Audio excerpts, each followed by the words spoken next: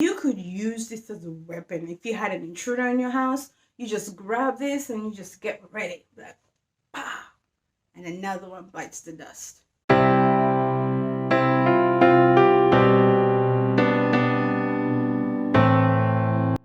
Hey friends, welcome back to my channel. I'm Haspa and you are watching Preston Every Design. I am super excited about today's video because it is a throwback to one of you guys' favorite videos.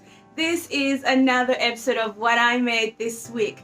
The last What I Made video that I published was, I think, at the end of September, beginning of October. And since then, I've been unable to do these videos because I had those major events in November and I was still doing my local farmers market. And then early December, my son turned 3, so we had a party. There's just been so much going on. And things under control now. I do have the space open, things have calmed down a bit, and now I can resume doing these videos for you guys because as much as you guys love them, is how much I enjoy filming them for you guys. So let's go ahead and get started. I don't have too much to go through today, so it shouldn't take too long. First, we have this little planter. I just found this in my stash. It needed to be painted up, and that's all I did to that. I just painted it using green paint that I mixed myself. It was a little bit of a light yellow and a really dark green. We have this little sign. It says, "Bless this dirty kitchen." This was just a little sign I picked up at Hobby Lobby a while back, and it's been in the stash for way too long, so I just needed something quick to get it out of the way, and I just made this stencil using my Cricut machine. Continuing with the smalls, I have this little sign. This is a free item that I picked up when I was at my local Pennywise. I think for like every $5 you spend, you get a free item. So this is one of those. I just painted it, sanded it, and I did this little stencil that says "Fresh Brewed Coffee Bar." Sign, I just put a stencil on it with the word "Hallelujah" because I think it's perfect as we're heading into the holidays. And I think I'm gonna probably put this on a wreath. And then next we have this one, says "It's finished." Now this is one of my absolute best-selling scriptures. I cannot tell you how many times I've had to hug people when they make a purchase and they buy one of these. I don't know what it is. Well, I do know what it is, but it's very special to so many people as it is to me. So I do this quite often, and it was a perfect one for this sign as well. Okay, next we have this round plate. This was a free item again. So all I did was paint this, and then I put that Tim Holtz decoupage paper at the top and the bottom, used the stencil for the middle, and then I white waxed it, put some beads for the hanger.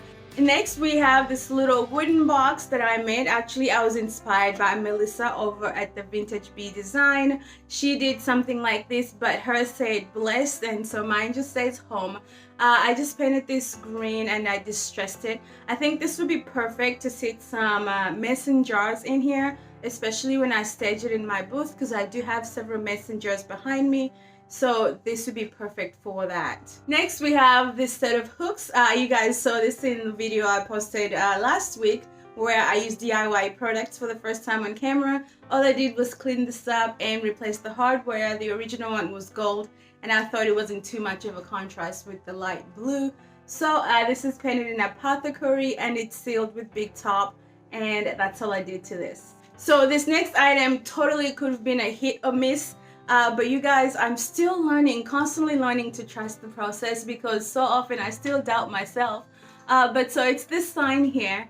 Now this was a scroll sign that I made when I first started crafting. It turned out horribly, so I didn't sell it and I just stashed it away in my stash. But I'm currently cleaning out the workspace, and so I found it. I gave it another shot. So I painted it with I think like a bright yellow paint, and then I went over it with the Dark and Decrepit from DIY, and then I decoupaged a printable from Google, and it's just the hymn, Blessed Assurance, and then I put some wax all over it, top and bottom, put some jute on the side, put some florals right here, and then I put the wooden hanger. And I know it's a lot going on, but it actually looks really good, and I'm happy with how it turned out. It just gives me a really homely feeling, and I'm really happy about it. Okay, so these next items will be featured in a video where I'm using DIY products again, but this time the emphasis will be on using white wax. So for these, I picked them up at the Pennywise. It was $6 a piece.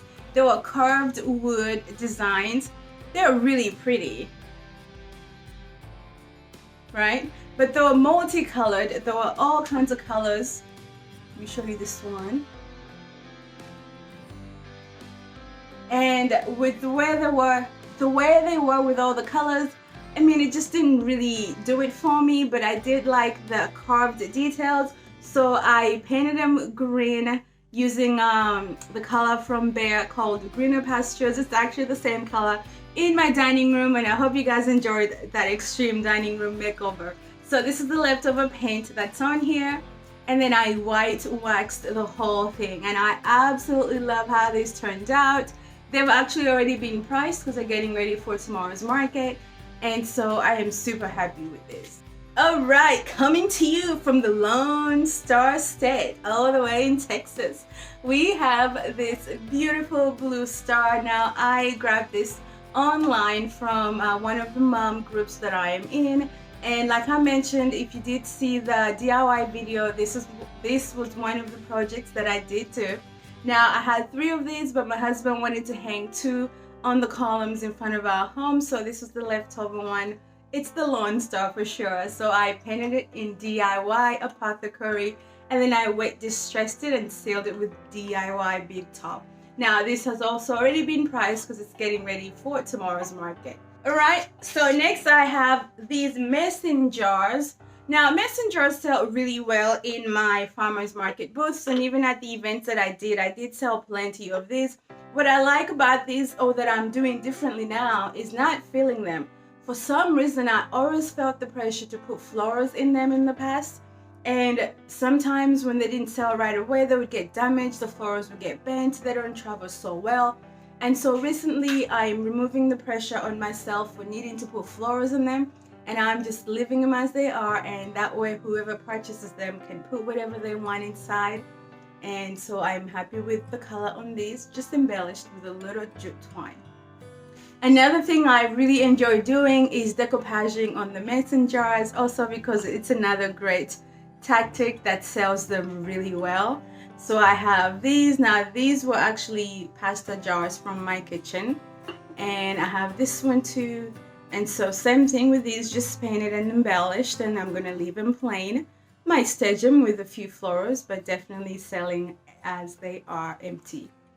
Okay, back to the scroll sign. Now, the reason I'm doing so many of these scroll type signs is because I currently have enough inventory for the lower levels of my booth. And so what I'm doing now is focusing more on items that can hang up, because I do have grid walls that I hang onto my tent. And so I like to be able to put items up as well to just create a really cohesive look. And these hang really well because I have those hooks that you put. And so I just put it on the hook like this, and they're really easy to bring in some depth and some height and some dimension. And so this one is the Waymaker sign, which is also another great sell of mine. This is a beautiful song. If you have not heard it, I encourage that you YouTube it. It's a wonderful song. So this is another framed printable. Actually, this used to be the front of the sign, but I just turned it around and I used this as the front so that way it would be nice and framed. It's just the printable saying, it's just a printable of the Ham Amazing Grace, and I love how this turned out. Looks a bit vintage. Now, this is to be hung by the sawtooth hanger, but I do have this rope on here so that way I can hang it up high on my booth because it's pretty lightweight. So it's gonna hang on the grid wall. Now, I know you guys remember a long time ago I had a ton of these big chunky candle stands that my friend Morgan gave me. For some reason, this set of 3 never did sell. It was white, and so I brought it back home. It's been sitting on the shelf for several months now, and this week I painted it green, and then I used the DIY, and this is going to be in that video I'm talking about where I used DIY white wax. And I am really happy with how this turned out, and actually this was such a better alternative that these have already sold and I just have to ship them. These are super heavy, and they will be shipping first thing Monday morning because I have market tomorrow. and I do nothing but market related events on Saturdays. Okay, next we have another chunky candle stand. Now I made this using some table legs. I will link the video where I made lots of these, and this was the last one that never did sell. It was also white, and so this week it went green with white wax, and it too shall be featured in the video. So I used a DIY mold to put this edge here, and this is a bowl, and it was just too much of a difference between the bowl and the base. And so by putting this here, I kind of brought the two pieces together much better, and I'm really happy with how this turned out. Next, we have these beads.